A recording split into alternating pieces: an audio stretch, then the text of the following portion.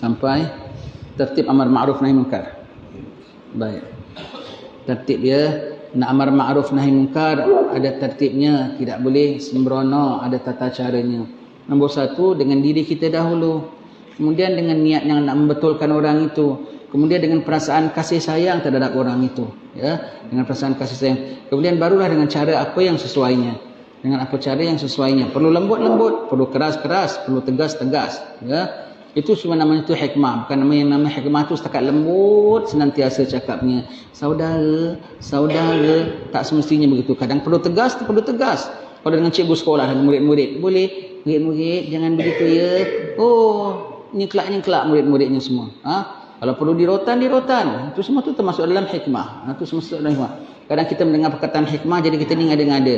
Kalau orang cakap dengan kita agak terkeras sikit ke gitu, kita terus tak terima. Ini tak ada hikmah. Untuk orang macam kita gitulah hikmahnya. Kena tegas, kena keras. Untuk orang yang selalu lalai macam kita, itu hikmahnya. Bukan senantiasa hikmah tu lemah lembut senantiasa. Secara umumnya dah tentu memang dengan lemah lembut. Secara khususnya dalam keadaan keperluannya, perlu bertegas, perlulah bertegas, ya. Antara tertib-tertib yang penting bagi orang yang menyuruh berbuat baik dan melarang berbuat jahat ialah menjauhi sifat-sifat sombong, berlaku kasar, mengata nista dan memaki hamun terhadap orang-orang yang mengerjakan maksiat. Allah, dengar ini, dengar. Terhadap orang yang melakukan maksiat. Sebab Nabi dah mengatakan, man ra'a minkum mungkaran. Siapa yang nampak di kalangan kamu, siapa yang nampak mungkar, maknanya maksiat tu maknanya mungkar, yang sudah tentu haram daripada empat mazhab.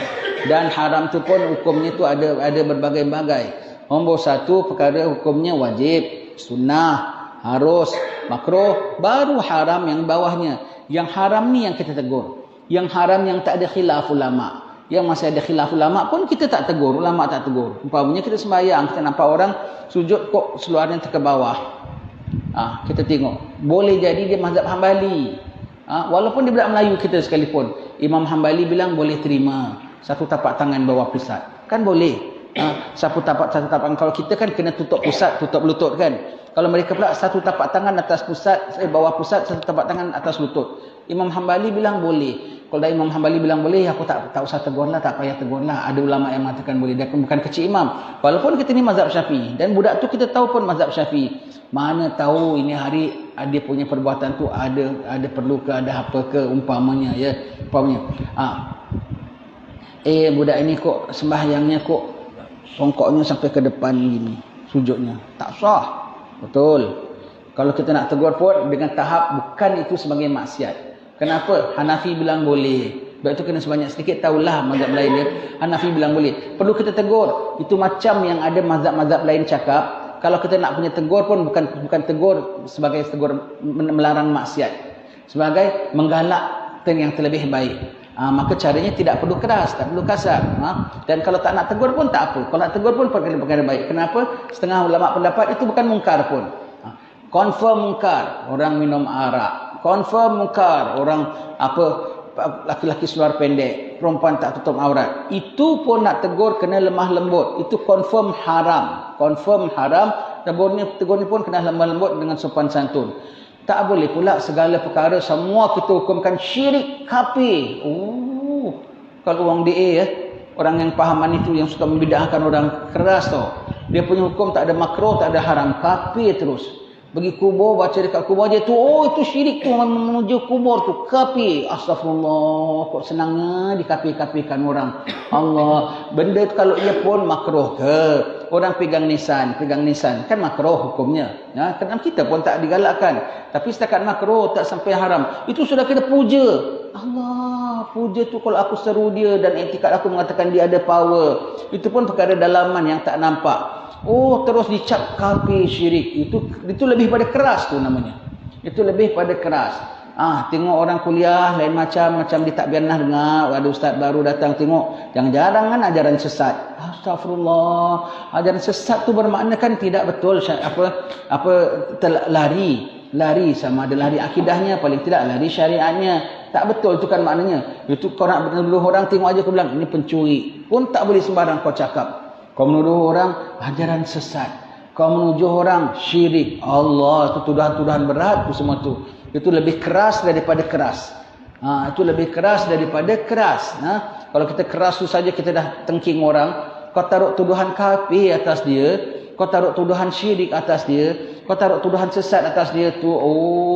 Sedangkan benarnya tak mungkar. Sedangkan benarnya tidak mungkar. Yang mungkar pun kena ada tata caranya. Bendanya tak mungkar, tetapi kau dah capkan kafir dan syirik. Sangat keras itu, dahsyat. Orang gini hukumannya macam perintah Jepun dulu. Jepun ni perintah tak ada saman RM50, tak ada.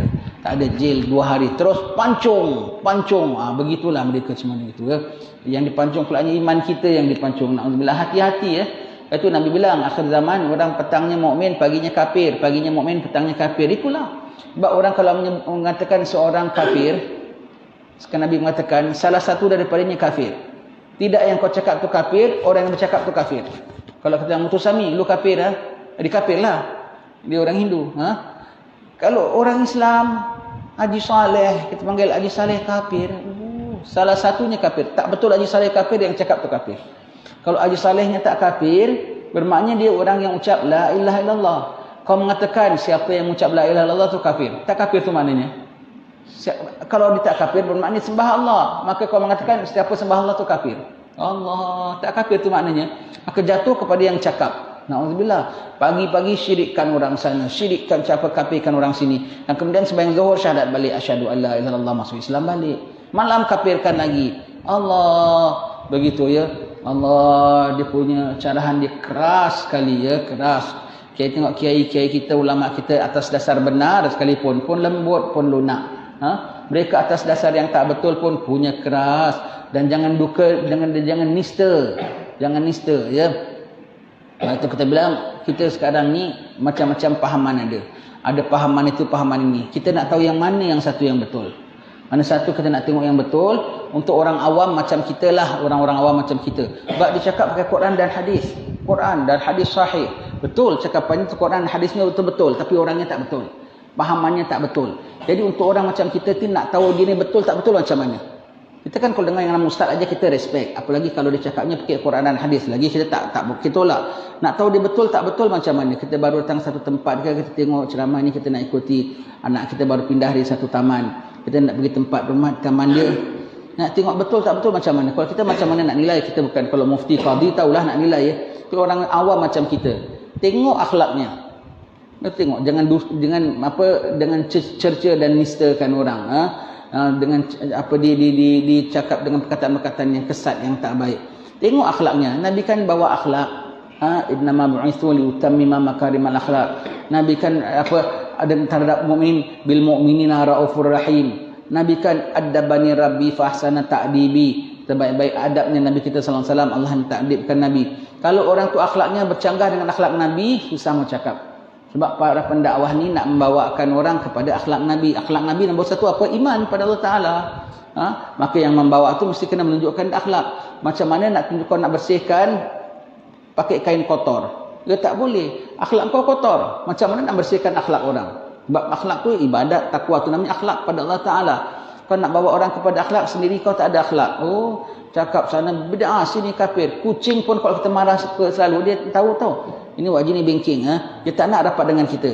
Kita pun sayang dengan dia, cakap dengan baik-baik. Kita mesti dekat dengan kita. Dekat dengan kita. Walaupun bukan kita tak kasih dia makan sekalipun. Apalagi kalau kita yang kasih dia makan. Ya. Kucing pun tahu. Kucing pun tahu. Kalau kau marah-marah sama dia, betul. Monyet pun tahu. Monyet yang ketek gitu ya. Kalau kau tengking marah dia, dia lawan balik tu. Kau cakap dengan baik-baik, dia dengar. Dia faham. Begitu ya. Ini orang-orang dikafirkannya, disyirikkannya, kasar cakapnya. Siapa pun kalau dikutuk tahu, tengok akhlaknya. Kalau akhlaknya sopan santun, lemah lembut. Ini saya pernah cakap ceramah begini di Masjid Hajjah Fatimah, Singapura. Masjid Nong Chik namanya. Orang komplain Majlis Agama Islam. Ustaz ni bilang tengok orang lemah lembut aja maknanya betul, tak kasar, akhlaknya baik. Habis pada itu akhlak baik boleh ikut ke? Bilang kau bodoh. Kau tak dengar aku bilang, kau ceramah dengar ustaz cakap, pensyarah cakap, dah tentu dari Islam. Aku tak bilang dengan siapa pun cakap, padri ke, tok sami ke. Aku dah bilang kalau dengar ustaz cakap, kalau ustaz itu Islam. Tengok yang akhlak. Dia hanya bilang pandang pada akhlaknya sahaja. Jadi maknanya kalau akhlaknya baik boleh ikut. Habis padri-padri banyak yang akhlak baik. Tok sami akhlak baik, boleh ikut ke? Saya bilang sama kau budak ataupun kau bodoh. Kata aku bilang kalau ustaz Islam ke kafir, ya Islam. Di mana nombor satu tengok Islamnya. Nombor dua kau tengok akhlaknya. Contoh sebagai kita orang awam, macam mana kita nak nilai? Ya akhlaknya. Terus dia komplain. Orang mengatakan ustaz kena komplain lah ustaz. Alamak, dia komplain kita. Kita kena komplain ini adalah mandi kita. Senantiasa kena begitu golongan-golongan ini semua ya. Saya bilang KT dia bilang gitu ya. Kiana bilang itu. Kita bilang ada punya cakap gitu. Tiada dengar dia punya tip dia ke apa tak ada. Begini. Yalah tak apa. Begitu. Sama ada dia budak ataupun dia bodoh. Kalau dia budak tu dia dengar separuh ataupun dia bodoh ataupun paling tidak dia stay tidur. Dia bangun aku cakap separuh baru dia dengar. Dia yang dari awal dia tak dengar. Begitu ya. Budak tahu budak. Tahu budak. Budak tu pekak. Pak Mat Timpi. Itu namanya budak. Mengata nista, ya semua tu tak ada ya. Allah. Sampai dia kata nista sama siapa tahu. Hati-hati ni nak bulan Maulid. Pihak mereka bulan inilah dia kempen. Sana sini dia kempen. Bulan depan Rabiul Awal. Jangan hadir majlis Maulid ya. Salah ya. Nabi tu orang biasa ya. Nabi tu tak ada special lah. Itu dengan dia cakap tu Nabi pun dinistakan dia. Masuklah di dalam golongan wailul likulli humazatil lumazah. Apa orang mencela Nabi sallallahu alaihi wasallam. Dia mencela Nabi pada zaman Nabi sampai akhir zaman. Siapa mencela Nabi masuk dalam ayat itu. Nanti fi amadin mumaddada kena ikat atas dengan tiang-tiang Allah ya.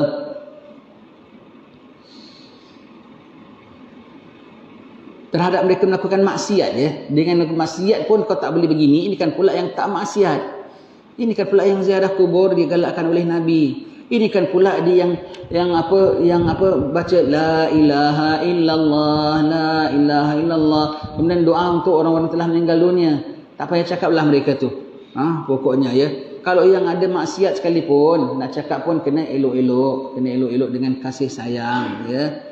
Sebab yang demikian itu mungkin akan menghapuskan pahala yang besar, malah menimbulkan dosa dan siksa. Betul. Pahala besar tak dapat ke dosa dan siksa. Hati-hati ya. Orang yang kayak gini, mereka dah di jurang tau. Kau salah tarik rambut daripada tepung, rambut tak tertarik, tepung berselerak. Dia dah di jurang. Sikit aja dia jatuh kapi. Dia dah di jurang. Orang yang kali ahli maksiat ni, kita sikit aja gitu cakap dengan dia, nak kena hati-hati. Kalau tak pandai cakap, terus dia punya retaliate, reaksi dia tu, terus dicabar hukum Tuhan. Siapa bilang? Mana adil hukum begini? Mana boleh? Siapa? Kalau gitu Tuhan tidak adil lah. Allah. Dia punya jawab dan kata gitu. Baik-baik dia fasik, dia jadi kafir. Na'udzubillah min dzalik. Sebab mereka ni dah di jurang, imannya dah tipis, dia dah ahli maksiat. Kita cakap begitu setengah kes. Dia tak nak ikut faraid. Adik keluarganya meninggal. Maka ada yang maklumkan kepada kami. Kita pesanlah, ini tak boleh. Bukan harta kita, harta orang tua kita pun dah jadi harta orang ramai. Yang bagi Allah yang bagi hak. Mana adil? Mana adil? Terus batal syahadat. Alamak, ini orang ini bahaya. Kalau aku cakap sikit lebih lagi nanti, terus dia jadi yang bukan-bukan punya cakap begitu ya. Begitu.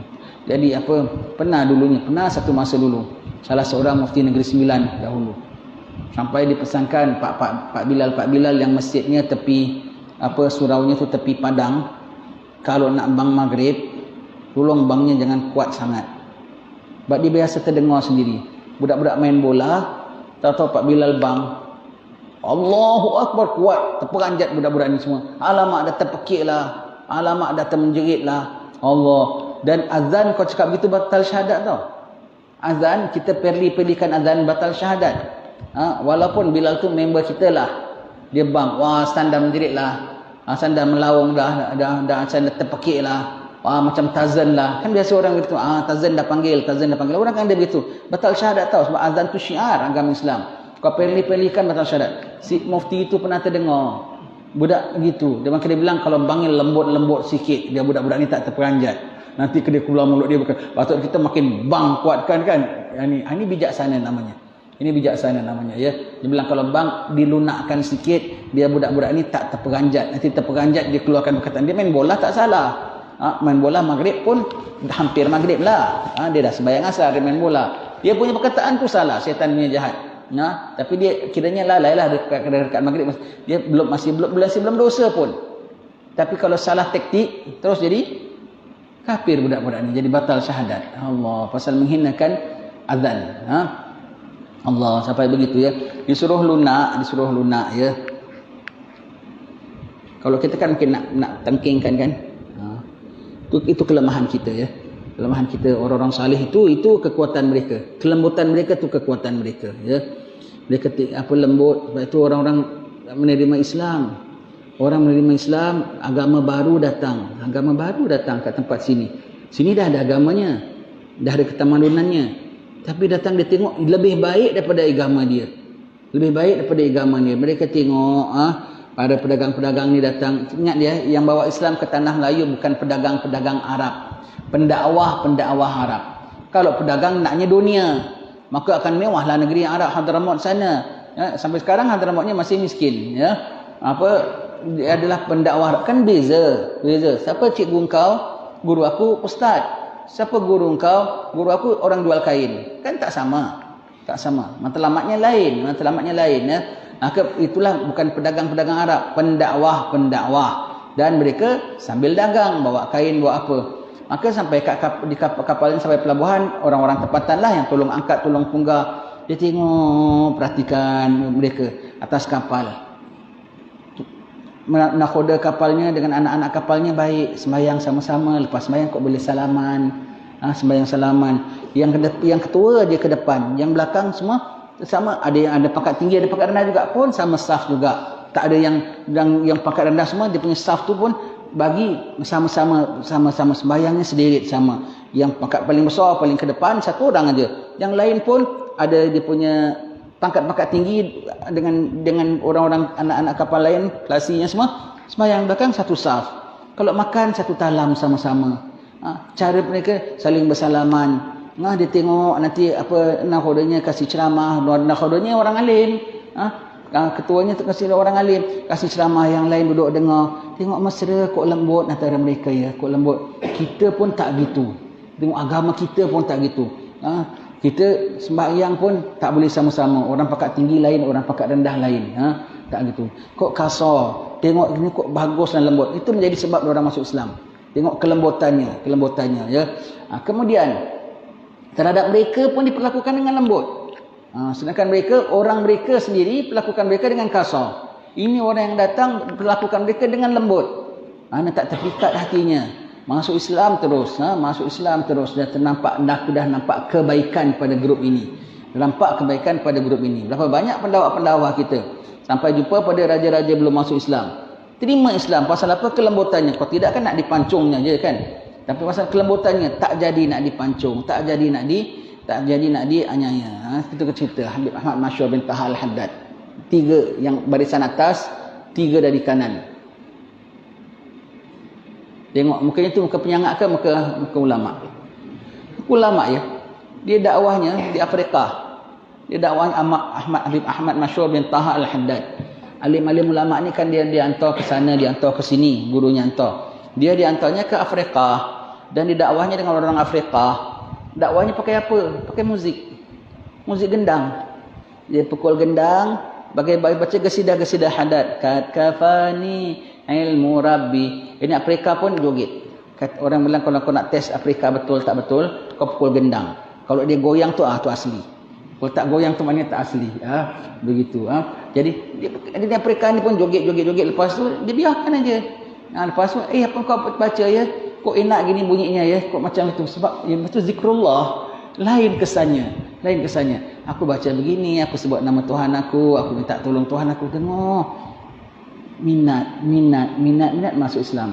Sampailah satu kaum, satu puak, orang bilang, Habib, kat sana ada orang belum masuk Islam tau. Sampai sekarang orang-orang putih yang belajar di Hadramaut adalah anak murid bagi anak murid dia. Jadi kan orang putih banyak pergi Afrika kan, dia nak belajar haiwan, belajar Dayak. Orang putih ni kan dia rajin belajar ya. Tengok termasuk dia belajar Habib ni. Jadi ada masuk Islam. Jadi yang sekarang yang dia belajar Hadramaut adalah anak murid bagi anak murid dia. Orang yang ada kaum puak dia belum masuk Islam lagi, masih orang asli betul. Mari kita dakwah. Tapi orangnya makan orang tau Habib. Makan orang. Tak apa kita pergi. Betul-betul kena tangkap masuk dalam periuk.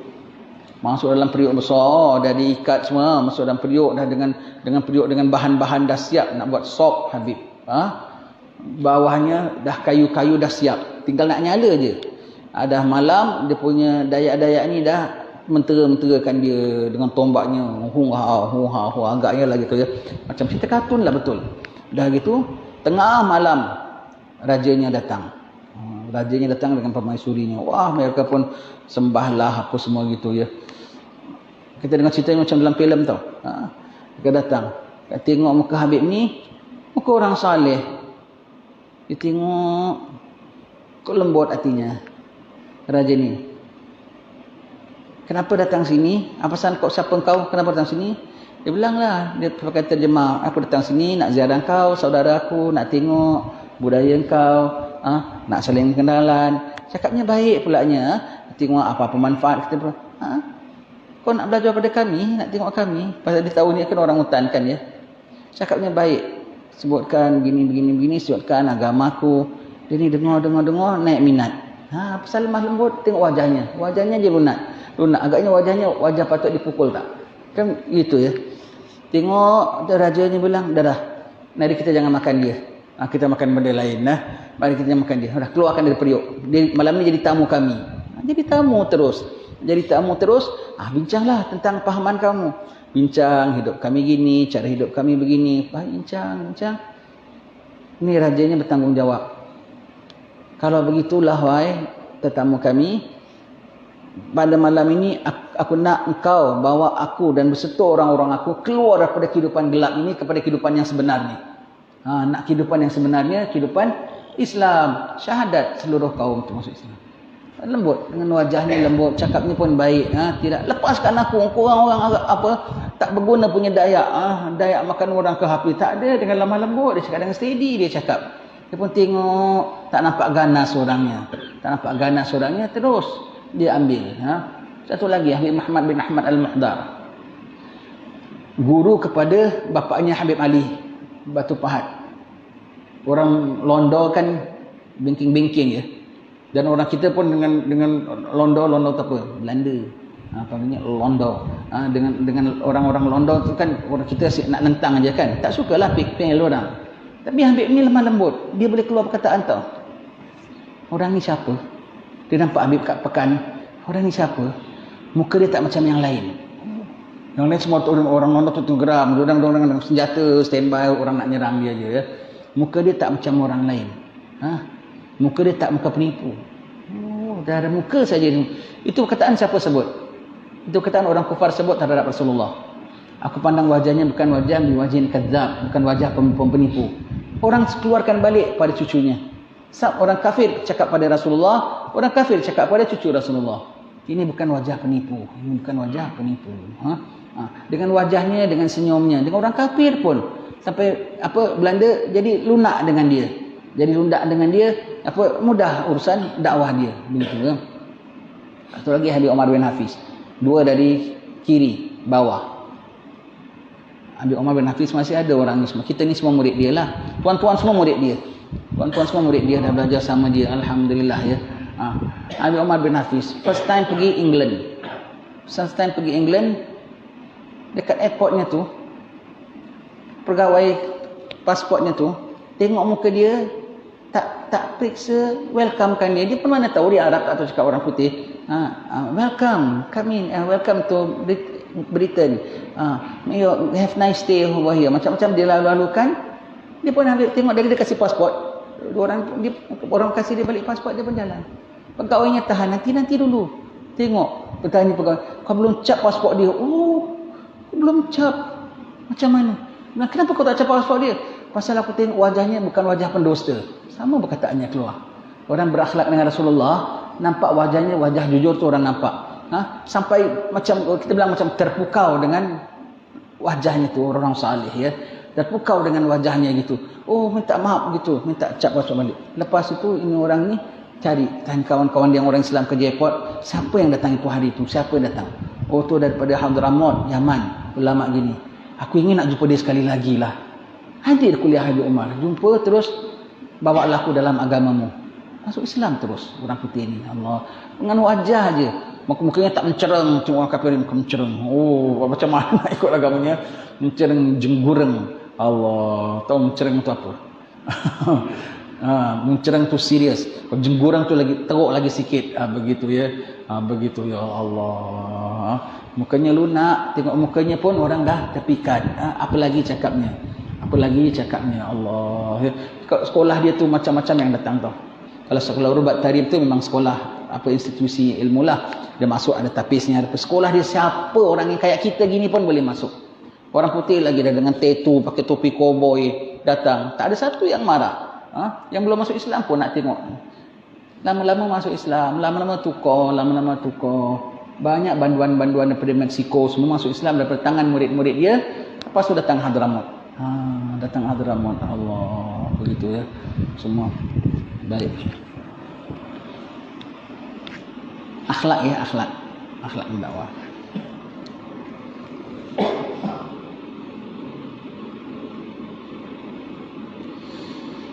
Boleh dapat siksa pulanya murka Allah Ta'ala. Mungkin sekali disebabkan sikapnya yang timpang itu menyebabkan kebenaran yang diserunya itu ditolak dan tidak diterima oleh orang-orang yang melakukan maksiat itu. Pasal dia keras sampai orang-orang tolak ya. Orang tolak. Maksud keras di sini ajarannya betul tapi caranya kasar.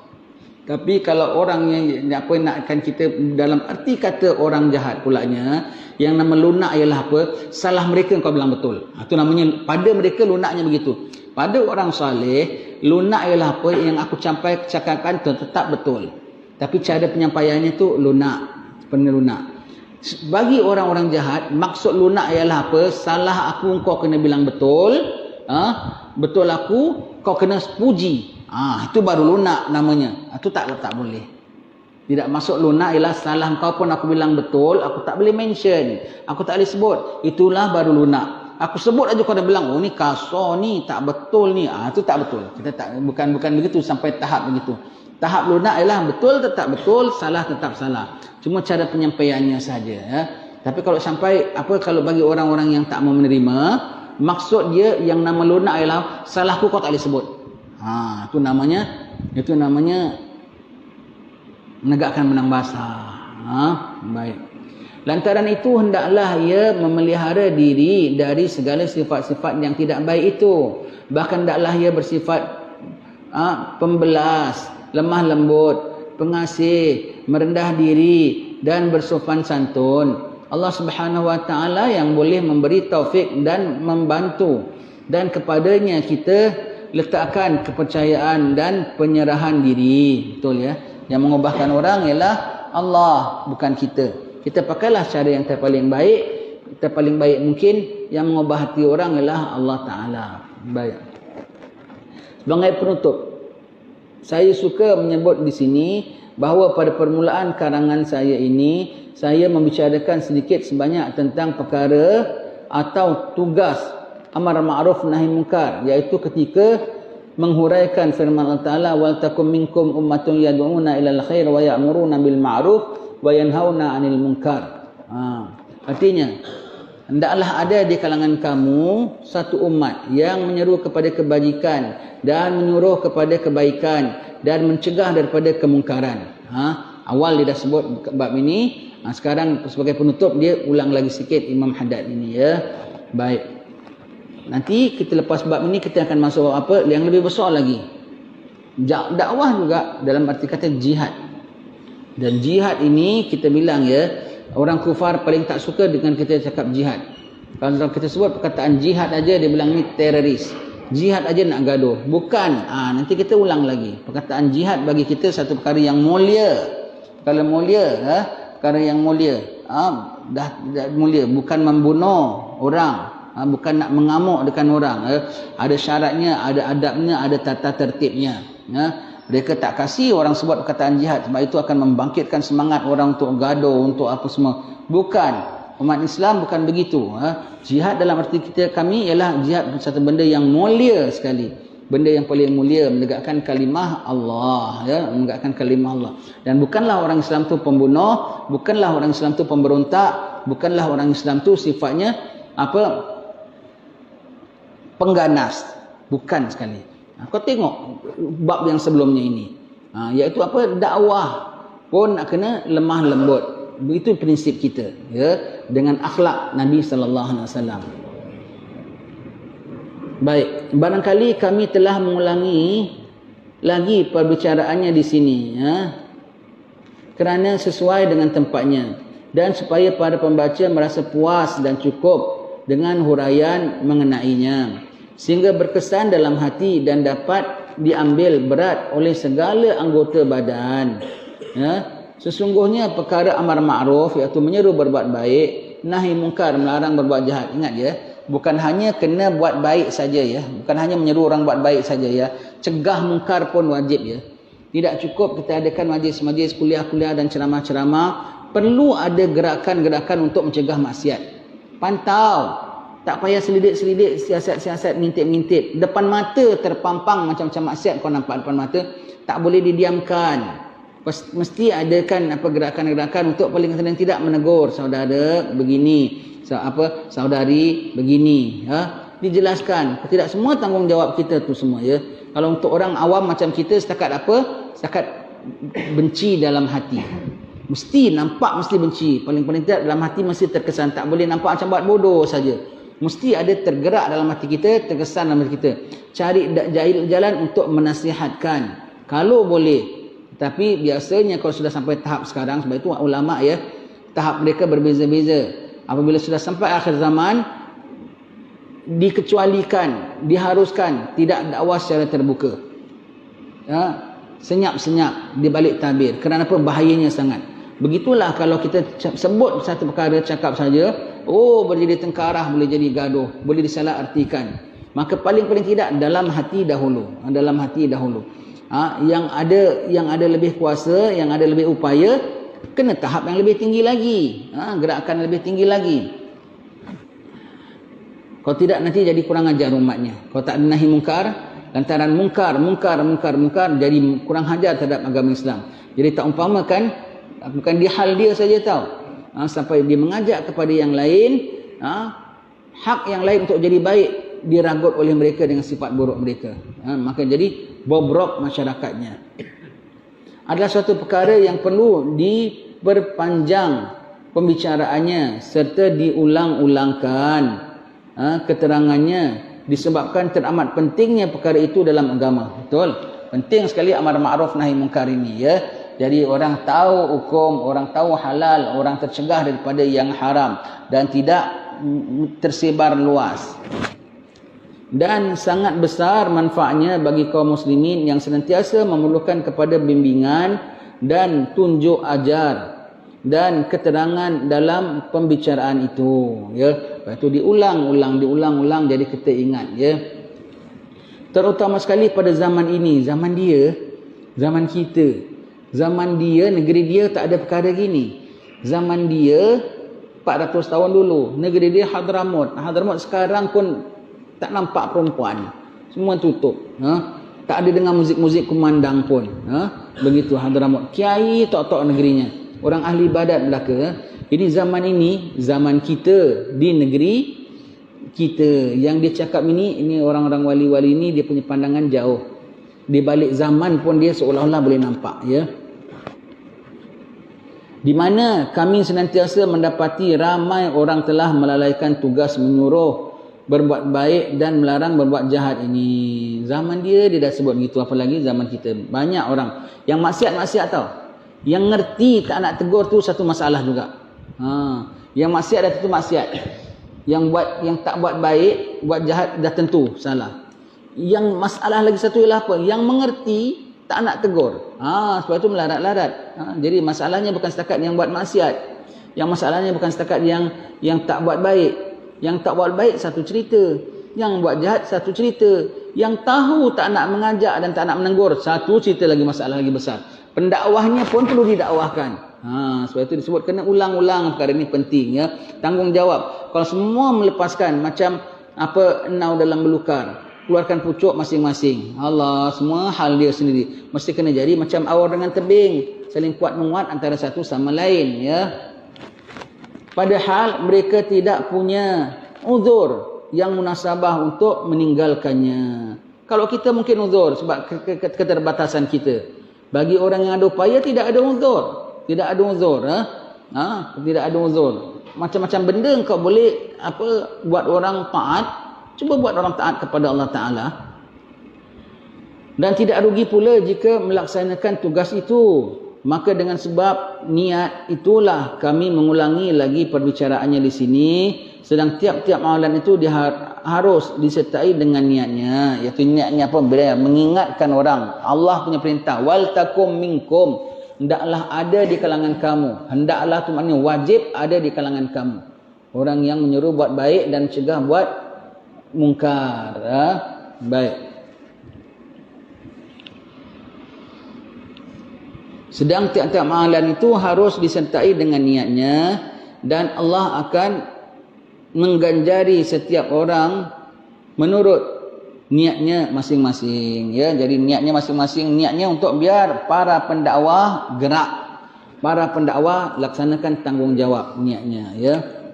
Perihal jihad, di sini saya kira wajar sekali jika saya menyebut sedikit sebanyak mengenai ayat-ayat Al-Quran dan hadis-hadis yang membicarakan tentang perkara jihad di jalan Allah, keutamaannya agar dapat dimanfaatkan oleh kaum muslimin ya. Jadi perkara jihad ni perkara baik dan perkara manfaat bagi orang muslimin, bukan perkara-perkara ganas, perkara baik ya, perkara baik, perkara mulia, dipandang mulia dalam Islam ya. Bahkan mati paling tinggilah mati dalam jihad. Tetapi kita nak tengok apa maksudnya. Bukan atas nama jihad kau tindak semau-maunya. Ngamuk sana, ngamuk sini, bom sana, bom sini atas nama jihad. Itu jenayah. Itu pembunuhan tu namanya. Itu jenayah, itu pembunuhan namanya. Yang nama jihad tu macam mana? Tidaklah jihad tu kecuali orang yang tahu betul tak betul. Ulama lah. Ulama jihad ke baik? Baik. Ulama nak suruh orang apa? Suruh orang kebaikan, tegah orang kepada keburukan.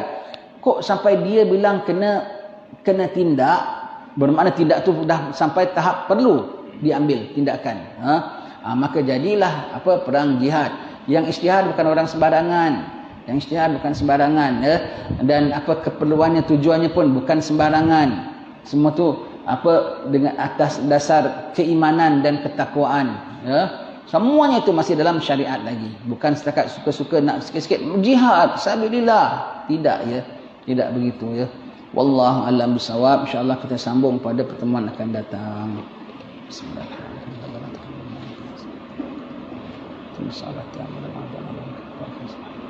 Wa akhiru da'wahum alhamdulillah.